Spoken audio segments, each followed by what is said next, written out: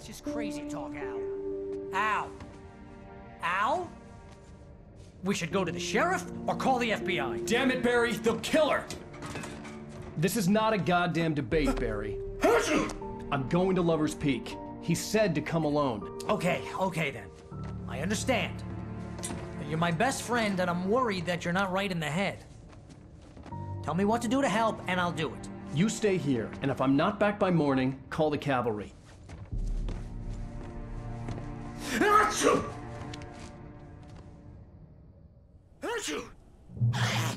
Just be careful with the natives, Al. These yokels are dangerous. Everybody hates a tourist, or it'll be Deliverance all over again. Achoo! Bless you. Oh, this place is trying to kill me. I'll bet there's mold in here, spores, poison ivy, God knows what. This is so not worth a 15% commission. You want to know where you can shove that flashlight?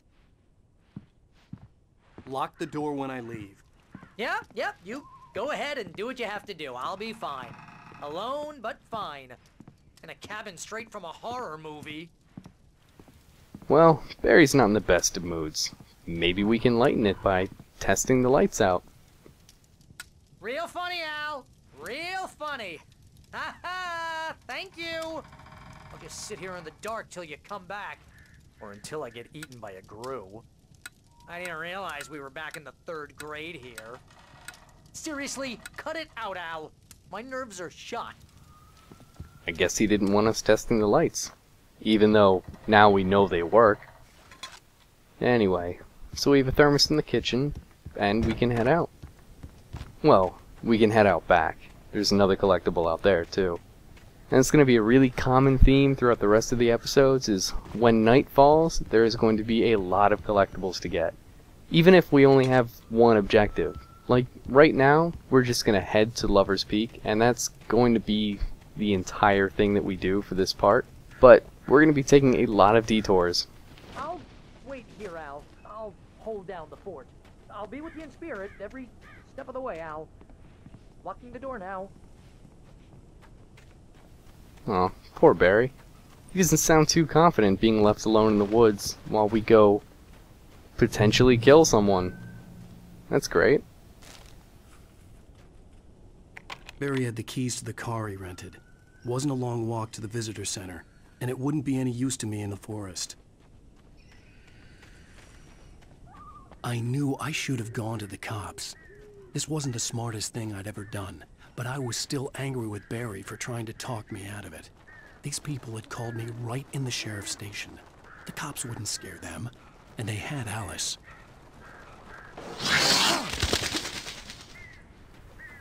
So, along this road we've got a couple cabins. Let's check out what each of them has. So, looks like we've got a radio and a creepy stalker. Wonderful. Wonderful. Welcome back to the show, folks. As promised, our very own Dr. Nelson has just parked his rear end in the studio. Doc, what's your Deerfest plan like? My plan? You make it sound a lot more organized than I ever seem to manage. Oh, yeah. Oh, yeah. No plan, really. Just taking the atmosphere. I'm getting a little too rickety to do much more than that, you know. Oh, tell me about it. No sack race for us older gentlemen, huh? Yes, exactly, Pat. But I'm going to check out the parade, of course. And I'll be one of the pie contest judges, too. Well, that takes a different kind of constitution. Oh, yeah. It's my kind of exercise. Now, Doc, seriously, you're in pretty good shape, though. You're the outdoors type. I know for a fact you're an avid fisherman. That's right. Matter of fact, just caught a heck of a largemouth bass early this morning. But you're not taking part in the fishing contest? No, not this year. See, Pat, I'm just not that competitive anymore. Now I just like to take my time and enjoy the peace of it. It's no fun if I need to worry about what I'm catching, you know? Well, considering your track record, the participants are probably pretty happy you feel that way. Well, Pat, that's kind of you to say. Well, sounds like they're having a bunch of fun. You know, because we're not going to.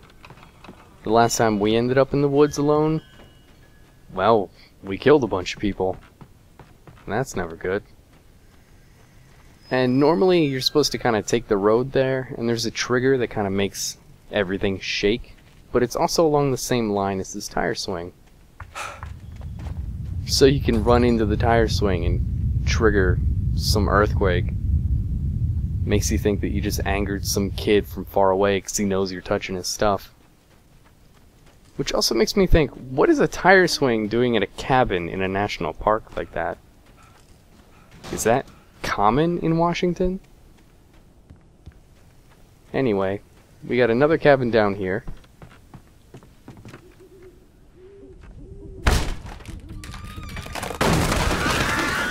And aside from creepy birds, a giant blood stain on the floor, we have another TV episode to watch. Crime and punishment. The cancer and cure of civilization. But some crimes are impossible to punish, especially in Night Springs. Tonight's episode, The Man in the Mirror.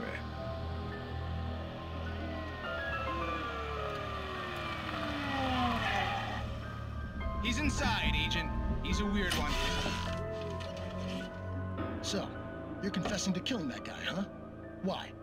Had it coming? Yeah, but why would you do that? I mean, you're a nice guy. Normal. Took a kid to a soccer game. So how come at the game, you pick a guy and, quoting from the arresting officer's report here, assault the victim's head area repeatedly with the weapon of choice being a pair of bare fists? Wow, that sentence really flows, huh? Maybe you're not the literary type. Okay, so you mess him up. But why? Who was that guy? We couldn't ID him. Why would a guy like you do him like that? I didn't like his face. Well, you must have hated it, because you really went to town there. I mean, there's no way to tell what he looked like.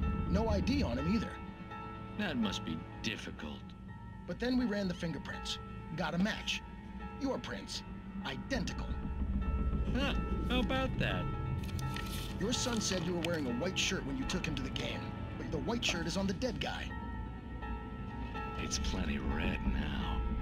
You won't get away with this. Do you really think that's in any way relevant to me? I had plenty of time to talk to my boy before the cops arrived, you know? He won't stop screaming, am I right? You think he's ever gonna be okay? I left my mark.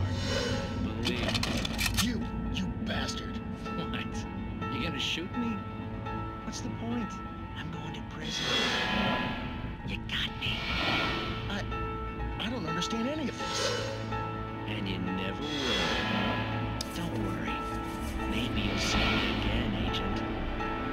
Maybe in the mirror.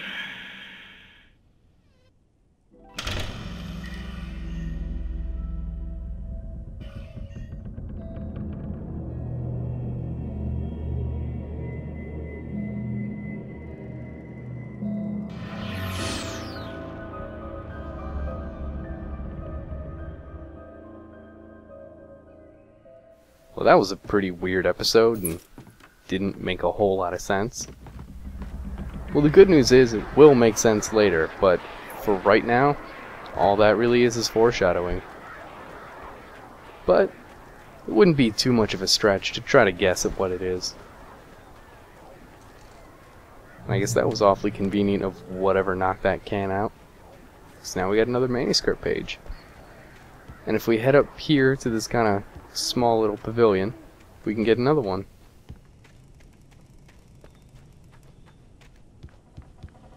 And it's gonna be times like really every part in this episode where I really wish they didn't limit the stamina or the sprint button, because I guess it makes it more realistic, but when you're just doing nothing but running, even if it's not from enemies, it's so annoying to have to slow down all the time.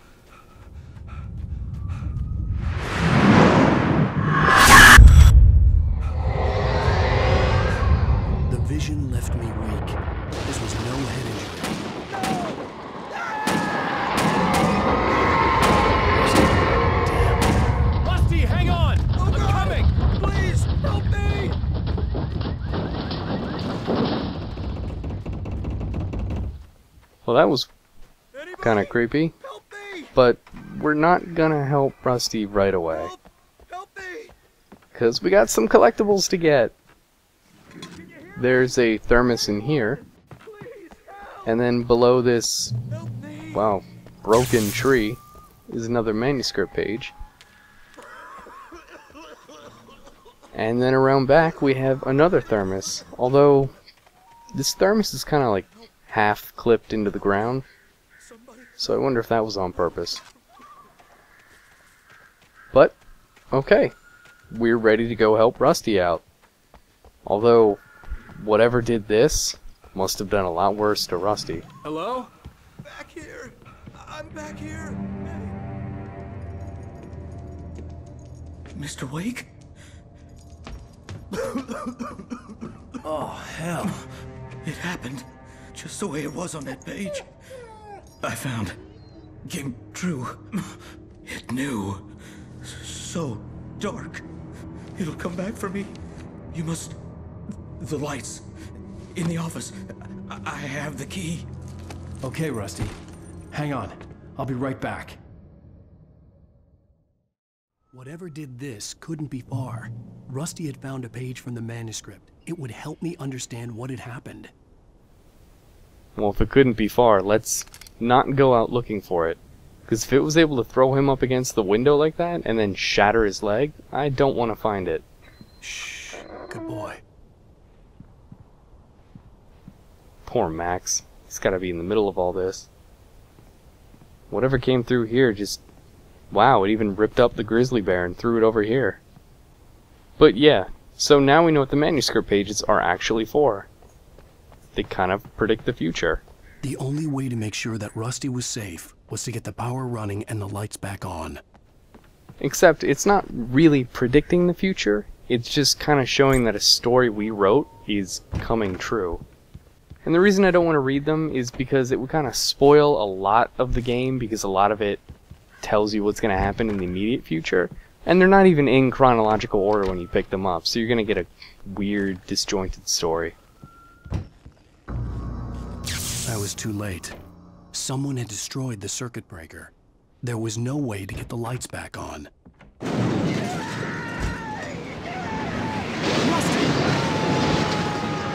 Rusty! The ground was covered with oily patches. It looked like liquid darkness. So these oily patches don't really do anything, but if you run over them, they do kind of hurt you.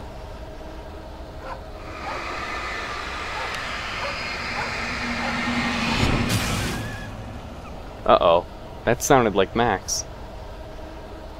Hunters need hunting licenses. Well, wait. I get that the darkness just came out of nowhere, but where did these two guys come from? Were they just hiding in this whole place and I couldn't see them?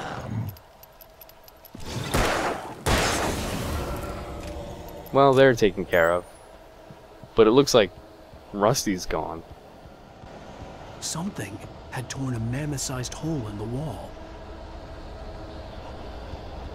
Please don't feed the animals. Oh no.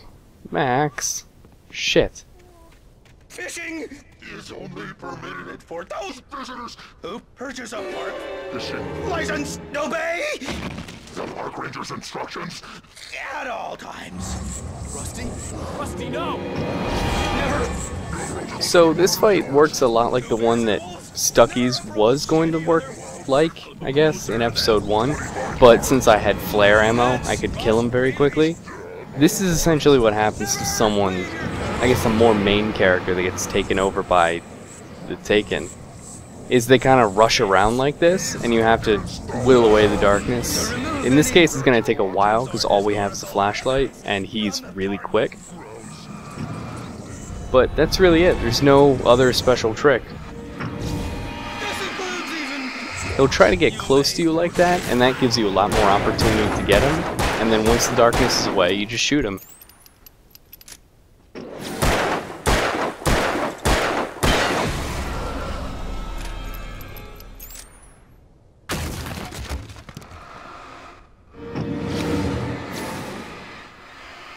These guys aren't too bad.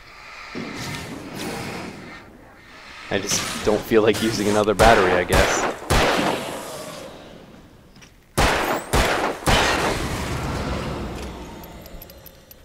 So I actually feel bad for Rusty.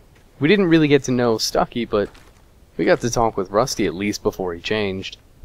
And all he did was just, well, exist. Because it wasn't even that he found the manuscript page if everything was going to happen on it anyway.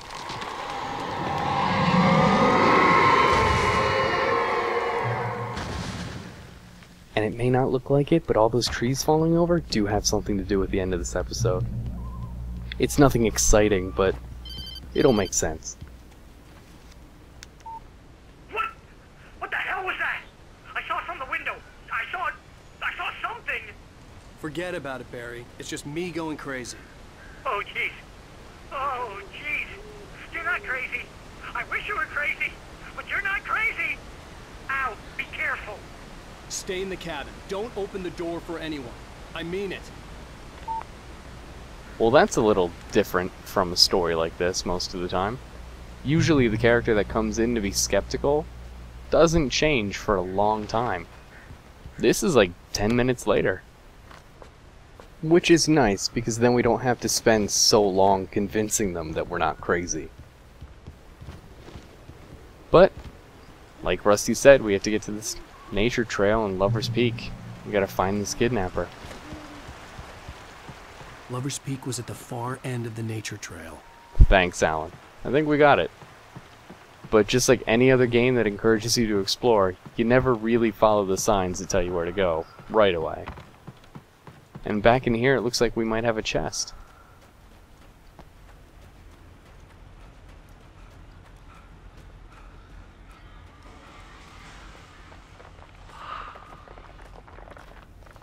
Well, that's not ominous at all.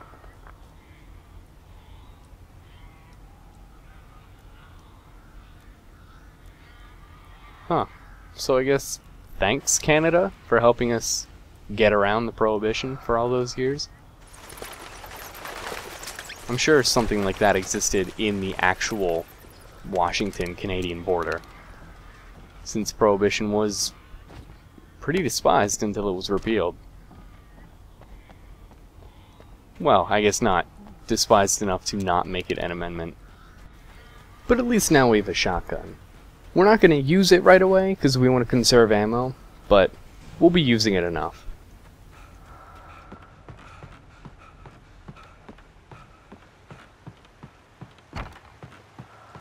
Now that we're back out, we can finally get back on the nature trail. Just don't expect us to stay on it for too long.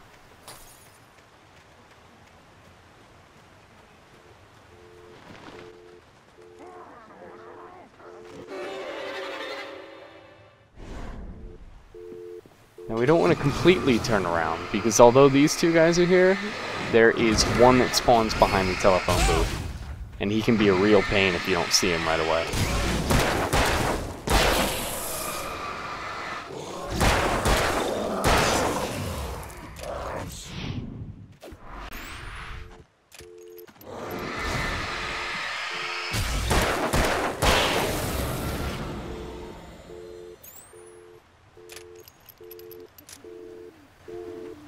Well, so that phone's dead. Which, I guess, doesn't matter, because we have a cell phone that works perfectly fine.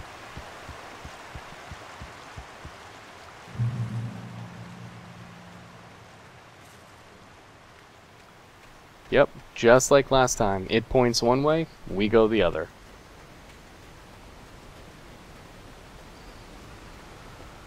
And right here is the manuscript page. And I kind of like the way those picnic tables are set up. They just look like they cut logs in half and made them into tables. Looks pretty cool.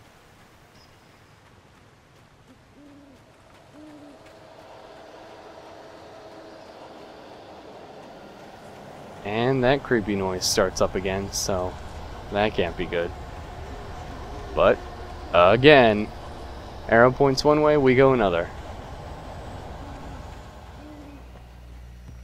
And for some reason that creepy noise cuts out. Maybe it's the bears up here, just protecting this and watching the shotgun ammo.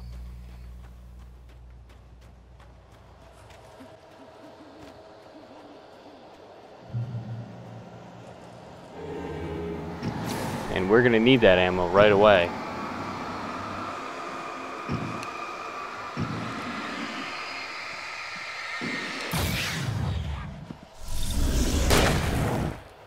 I have a pretty bad habit of trying not to use as many batteries as I can, so rather than shine the light on them constantly, I'll usually kind of pump the light, make sure I don't lose it all, and then just wait for it to come back.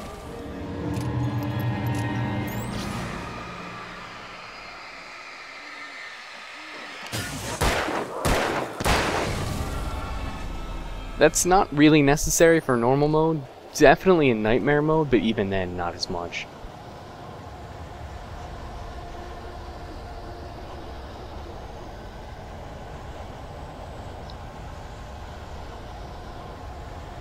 I don't know if I've ever heard of a lightning strike the middle of a tree like that and entirely break it in half. Smaller trees, sure, but a tree that big?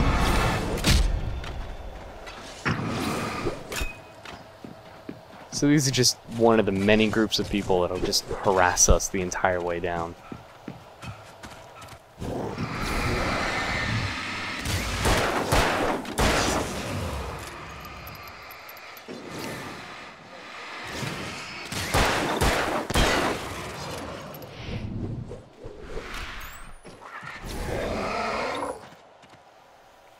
There's only one problem with trying to run away from these particular guys, though. There we go. And that problem is that, well, this safe haven doesn't really stick around. We'd have to start it up with the generator. And if you never go into a safe haven and you just leave one enemy without killing him, they will follow you the entire level. They just don't go away. Unless they can physically not get to you, like the ones from episode 1, they're just gonna follow you the whole time. And wow, someone around here really doesn't like phones or electricity. Which I guess makes sense, because it means the lights don't turn on. But why did he have to leave his hatchet?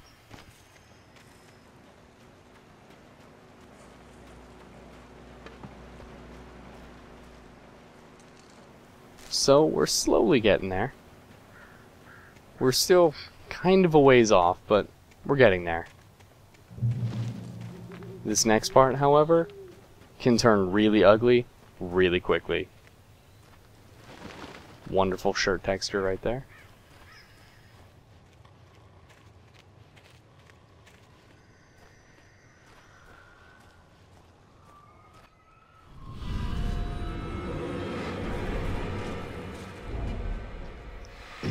So we've got 3 different types of enemies here. If we can take out the really quick dudes first, then it'll be a lot easier, but the fact that there's a giant guy with a huge pickaxe coming towards you, and little guys that can kind of swarm up on you, it's easy to get backed into a corner really quickly.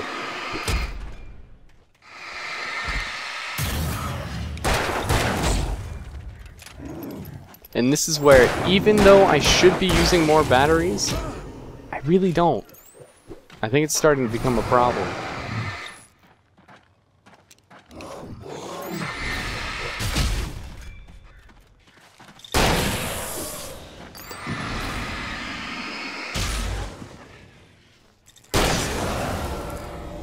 And the thing is, you can only carry 20 batteries at a time, so it's not like I'm ever going to get that much more.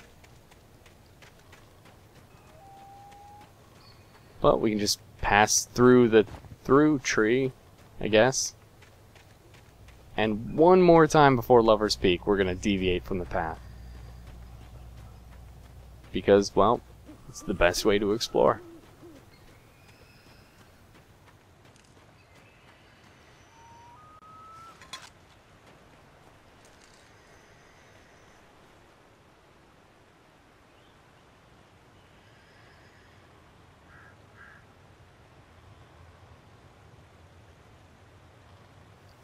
So here we have a tree ring cut from a pretty old tree, and they kind of document a bunch of years where important stuff happens. But Alan's kind of dumb, and he's going to try to hurt himself. Because if you can move the tree ring up and then kind of hit it as it comes back the other way, you can hurt yourself, but I spend way too long doing this just for, well, this. That was worth it, right? Right. Well, let's get back to the trail, 'cause we're almost at the end of it. Just gotta hop over this fence and we're practically at Lover's Peak. There's something that's gonna kind of come up before that, but we'll get to that bridge when we get to it, I guess. Or, well, it's not really a bridge so much as a gondola. Because this always bodes well in a horror game, right?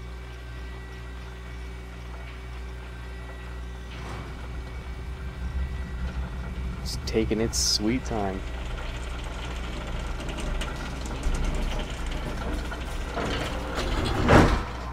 Because usually we kind of get trapped in something like this and have to fight or just survive for a long enough period of time. It's not really the case here. Shit.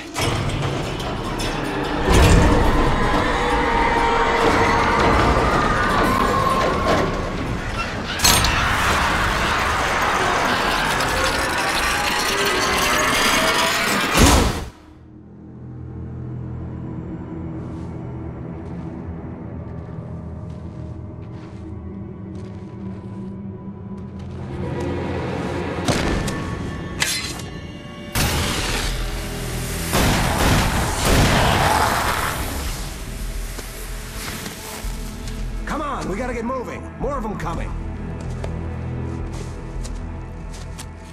That flashlight's kid stuff. The flares will keep the bastards away.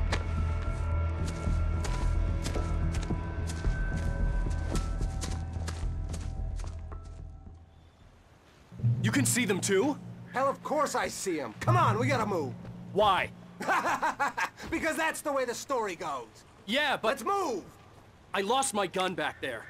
Oh, I've got a gun. Just keep that light steady on him.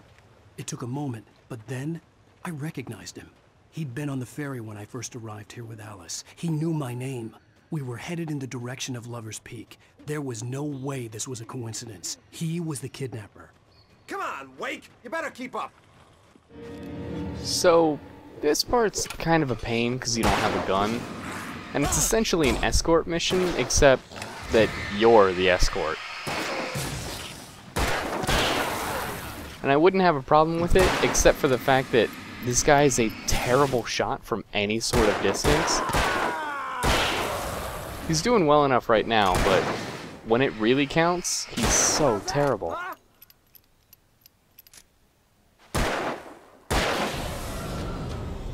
And he always has to like fully reload his gun, so it's gonna take so long every time.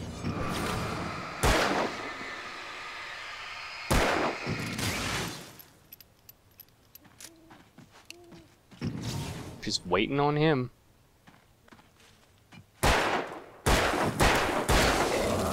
There we go.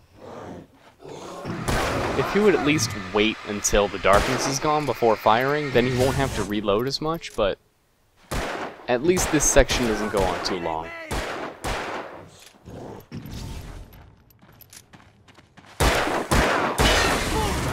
Lover's Peak. Right up these stairs, Wake. Use the flares from the emergency box to hold them off while I get these boards off. Give me the gun. Yeah, no can do, Wake. Are you kidding? Give me the gun! No time for back talk. Hold them off, damn it! So he's only got a few boards that he needs to pull off, but if any of the taking get to him, they'll interrupt him, so we don't want that to happen either.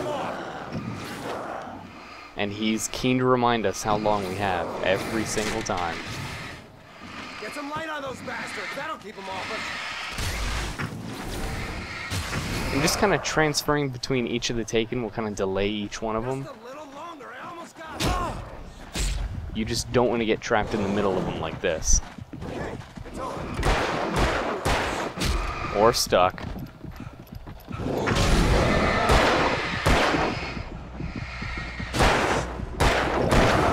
Like that, boy? Huh? Oh, you feeling better now, Wake? All cozy and safe. Well, after how close that was, Wait, where'd yeah, that one go? I do feel better. Better get ready. They'll be on us soon. And here's Lover's Peak. I don't see Alice anywhere, so what is this guy really up to? But first, there's a collectible. And that'll be the last one for this video.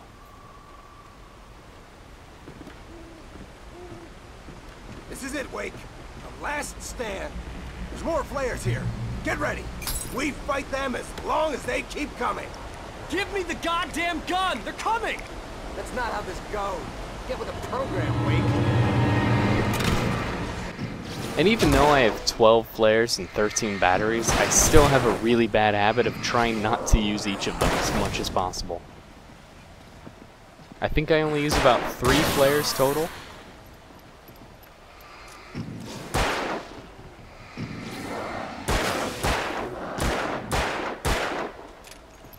I'm also pretty sure that he tends to aim at the person you're shining your flashlight at.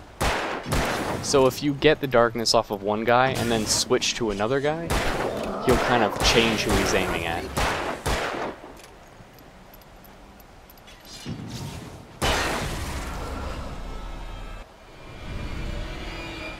And there's 3 waves of these guys, so we have 2 more to get through.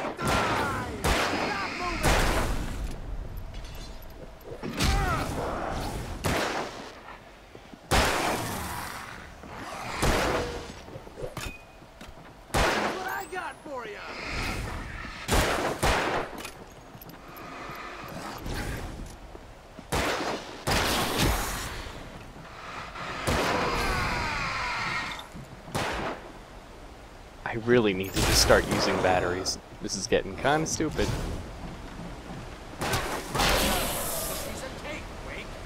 That's 2 waves down, this is the final one. And of course, it's the most annoying.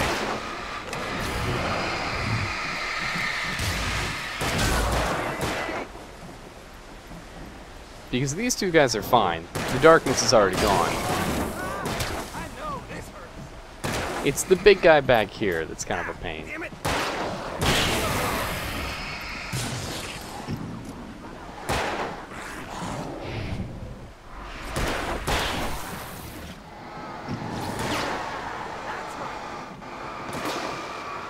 But if we can just take him out, that's it.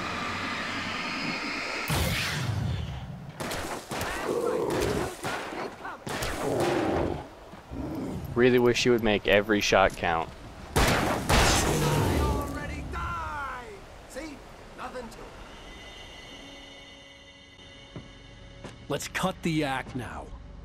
Where's my wife? I knew you were gonna say that. I read it all before.